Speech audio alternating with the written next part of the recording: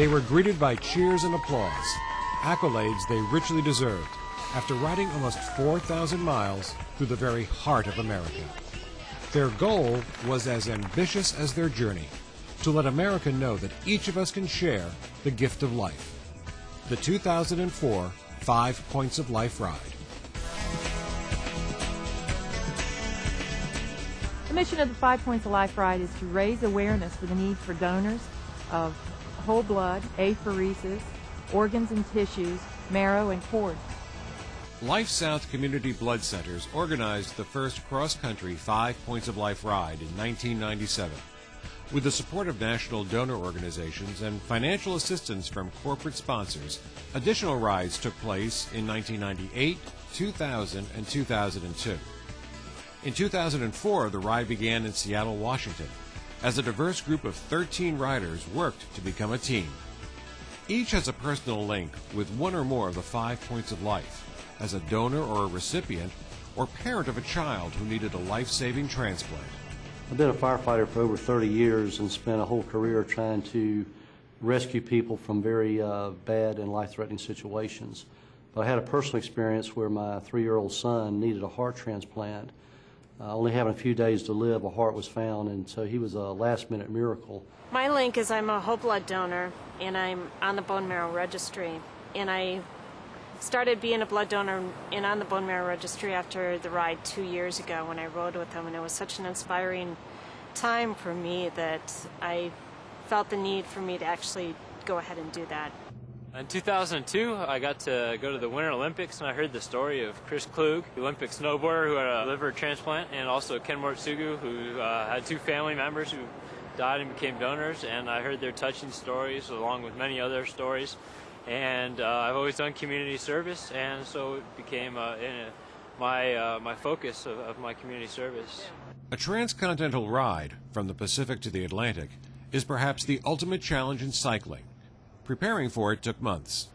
Well, it's a long ride across America, and I live on a small island, so I have prepared by riding on the island, on the highways and in the hilly parts, back and forth twice. That equals almost 100 miles twice a week. I just tried to ride as often as possible, even if it was short rides. So this is a big leap for me. I'm not a cyclist in any way, shape, or form.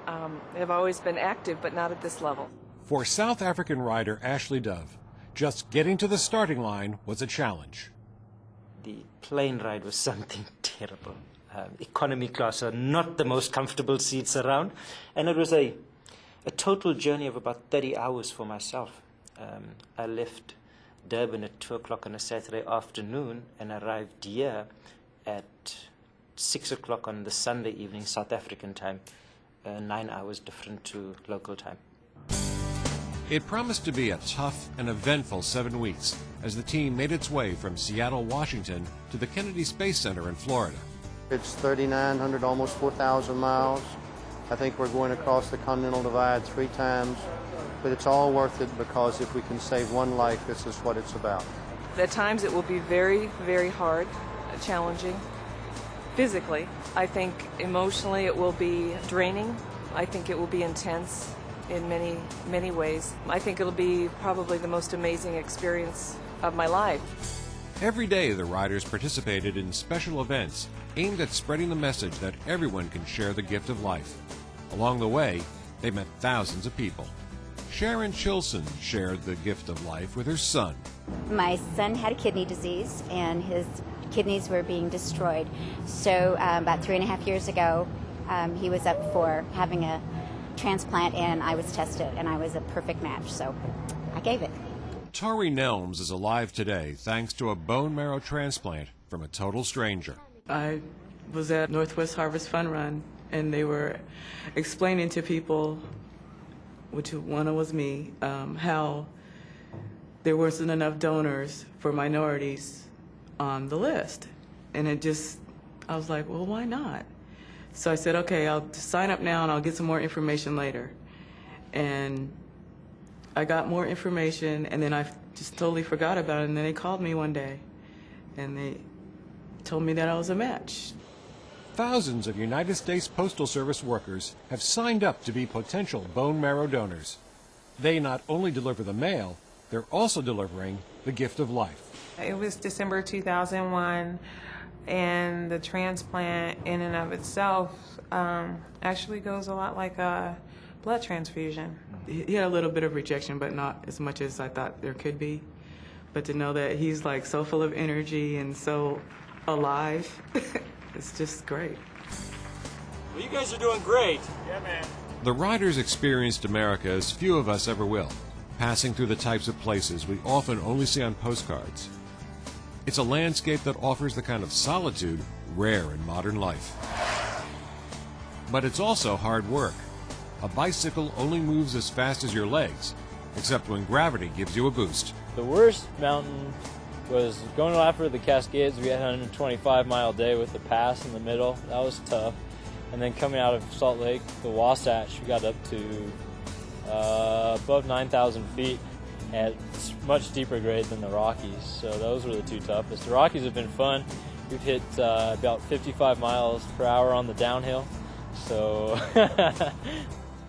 10:30 a.m. on a Saturday morning. Time for a second breakfast or an early lunch. It was so cold. It took me to the summit before I warmed up. It was so cold. But now it's pretty nice. Rodney Ford holds the distinction of being the only person to participate in every 5 Points of Life ride to date. I enjoy it. I enjoy the riding, obviously. But it's amazing to me after every ride, the people and the conversations I have who really have no idea about this. And that lets me know that there's always a need for this message. And just like donors, once is not enough. You can always donate more, and there's always going to be a need. So I found that there's a need for Rodney Ford to help spread this message. In Raritan, New Jersey and Rochester, New York, Ortho Clinical Diagnostics, a longtime supporter of the national 5 Points of Life rides, staged half-day local events. And while the purpose of the ride was serious, there was also a lot of fun. I want to wish everyone a very safe ride today. Now, no speeding tickets, please. I don't have to worry about that. And I feel like I should say something like, ladies and gentlemen, start your engines, but I don't think that fits either. Nearly 200 people came out in Raritan to show their support. They represented a number of Johnson & Johnson companies. I work for Ethicon in Somerville. OCD, baby! OCD! J&J Corporate Shared Services Recruiting. This is my first ride with J&J. This was the second 5 Points of Life ride to take place in Rochester. Here, too, the 140 participants were enthusiastic and committed. It is so very, very important because the need continually rises. In our area alone, at Strong Hospital, there are more than 600 people listed for either kidney pancreas, or liver transplants at this time. About 200 people every year in our region receive a cornea transplant, the gift of sight. Every day, the riders faced new challenges. The biggest was the not-so-simple task of getting from here to there. But over time, it got easier. Like the other day when we rode into Nashville, like I didn't even think about the mileage. Like before you knew it, it was like 82 miles. You know, like no big deal. So it's definitely changed. Before it's like, oh my word, I've only gone 5 miles. So yes, it's definitely changed. Welcome to Nashville, the home of country music. Music City, USA. It's also the capital of Tennessee. The 2004 5 Points of Life riders passed through 9 state capitals during their cross-country journey. Saturday afternoon in October means football in Nashville. This Saturday, the Vanderbilt University football team was looking for its first victory of the season. The 5 Points of Life riders were there looking for a victory, too. Blood donor, bone marrow donor. Thank you. A victory over apathy. While in Nashville, the team visited the Vanderbilt University Medical Center and its nationally recognized children's unit. Their guide was Jessica Pasley.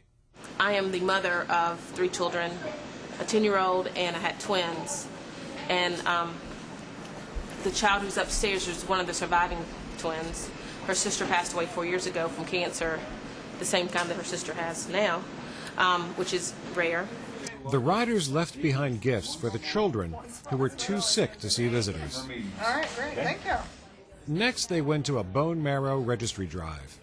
For many people, the only way to locate a potential marrow donor is through drives like this. I have a friend who's been diagnosed with leukemia, and he needs a bone marrow transplant, and I'm doing what I can. This is my small part. Do what I can to help. You know, yesterday we met a little boy that was 3 and had received a bone marrow transplant when he was 8 months old, and he was just doing great. A ride of this magnitude takes a physical toll. What's less obvious is the emotional price the riders paid. I miss my children, I miss my wife desperately, but you know that the experience is going to end soon and you're going to leave something behind. I think it'll really hit home, as I've heard other riders in the past say, when you get home and you think about the experience, but that will also be a wonderful time to reflect on everything that was done. It all comes so fast and so furious that we need time to sort of put it all together. Then came Florida, and the conclusion of the ride, once a distant goal, was now only minutes away. A nearly 4,000-mile journey was almost over. Arrival at the Kennedy Space Center signaled the conclusion of the 2004 5 Points of Life ride. It had been a long, sometimes difficult journey. After riding across the country, the sense of accomplishment is overwhelming, actually. Well, back in Kentucky, we had a little 7-month-old little boy that needed a bone marrow transplant. And a church, a Methodist church in that community, had a blood awareness, and 120 people came in to sign the National Bone Marrow Registry. So there are things that you can't put a number, but the answer is it works every day, and it's been a wonderful experience. At a special closing ceremony, the riders were called forward one last time and honored for their achievements. Not surprisingly, the end of the road was a source of sorrow, as well as excitement and joy. As I went across the country and traveled to all these different places, I realized without the blood that I received even, I wouldn't be here, and I would have my great family. The impact of what the riders did will be felt for years to come. They taught a nation that all of us can give the gift of life, and you don't need to travel 4,000 miles to do it.